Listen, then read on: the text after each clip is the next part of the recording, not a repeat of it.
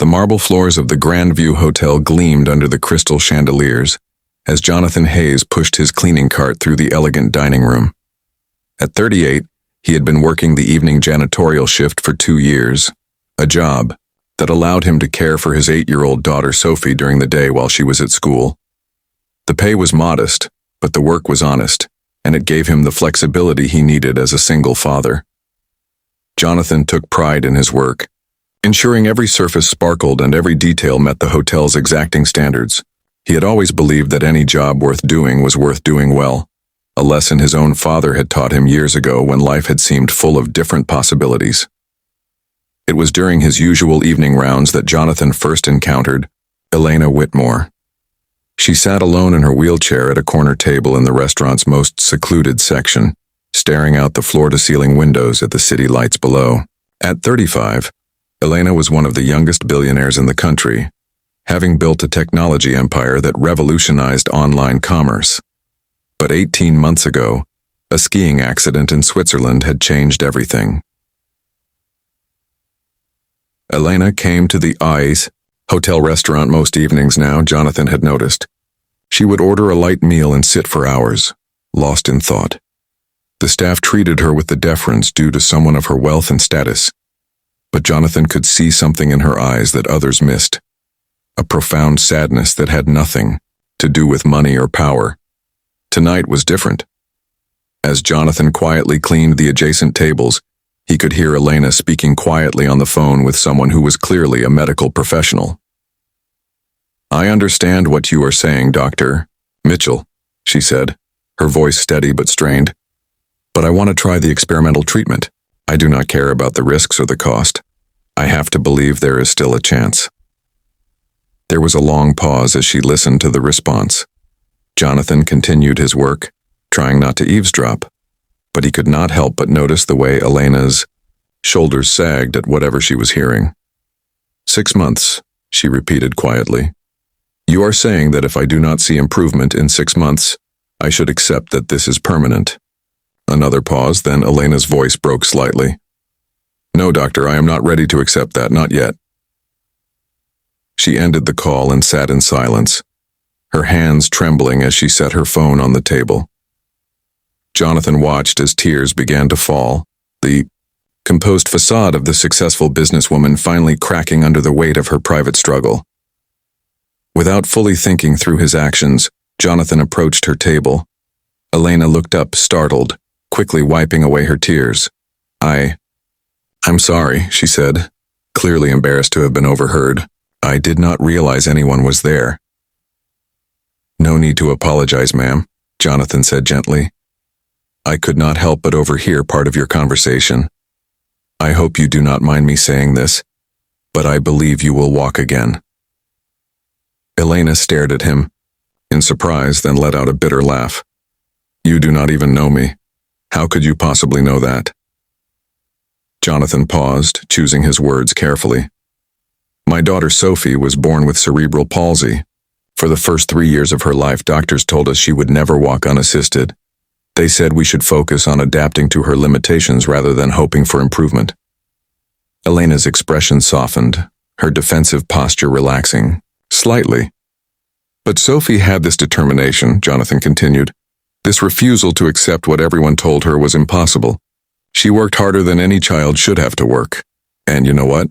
On her 4th birthday, she took her first independent steps across our living room." He looked directly at Elena, his voice filled with quiet conviction. "I see that same determination in you. I have watched you come here night after night, and I can tell you are not someone who gives up easily. If anyone can defy the odds, it is someone with your strength and resources." Elena was quiet for a long moment, studying this janitor who had just offered her something no doctor or therapist had been able to provide, genuine hope delivered with unwavering certainty. "Why would you tell me this?" she asked finally. "You do not know me. You do not owe me anything." Jonathan smiled, thinking of his daughter waiting at home. Because sometimes we all need someone to believe in us when we are struggling to believe in ourselves.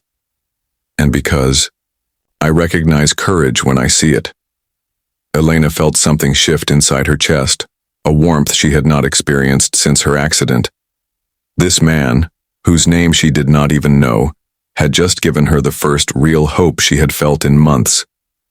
"What is your name?" she asked. "Jonathan Hayes, ma'am. And you are Elena Whitmore, though I suspect you know that most people here treat you differently because of who you are." "They do," Elena admitted. "But you are not, are you?" "No, ma'am. To me, you are someone who is facing a challenge and refusing to give up. That is worth more respect than any amount of money." Over the following weeks, Elena began to look forward to her evening meals at the hotel, knowing that Jonathan would be there. Their conversations became a highlight of both their days. Elena learned about Jonathan's dedication to his daughter, his quiet philosophy of finding dignity in honest work, and his unshakable belief that determination could overcome almost any obstacle. Jonathan, in turn, discovered that beneath Elena's wealth and business acumen was a woman who had worked her way up from modest beginnings, who understood the value of persistence, and who was desperately missing the simple human connections that success and tragedy had complicated. "I want to help you," Elena said one evening. "Not with money, but with access to the best specialists, the most advanced treatments." Jonathan shook his head gently. "Sophie is doing wonderfully now, but I appreciate the offer more than you know." "Then let me help you in another way," Elena insisted. "You are intelligent, dedicated, and you see possibilities where others see limitations. I could use someone like you in my company." "Miss Whitmore, I am grateful, but I am just a janitor. I do not have the education or experience for your world." Elena smiled, the first genuinely happy expression Jonathan had seen from her. "You have something more valuable than any credential: wisdom and the ability to inspire hope in others. Those are rare qualities in any world."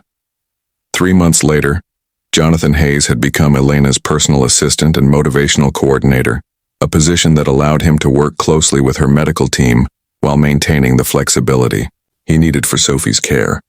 His insights into overcoming physical challenges proved invaluable in Elena's recovery program. And Elena was recovering. Inspired by Jonathan's unwavering faith in her abilities and motivated by his daughter Sophie's triumphant example, she had thrown herself into an intensive rehabilitation program. Small movements became deliberate steps, and deliberate steps became confident strides.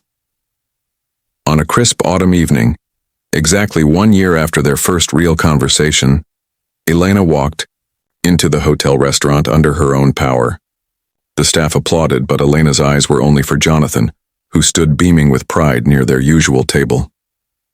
"You were right," she said, tears of joy streaming down her face.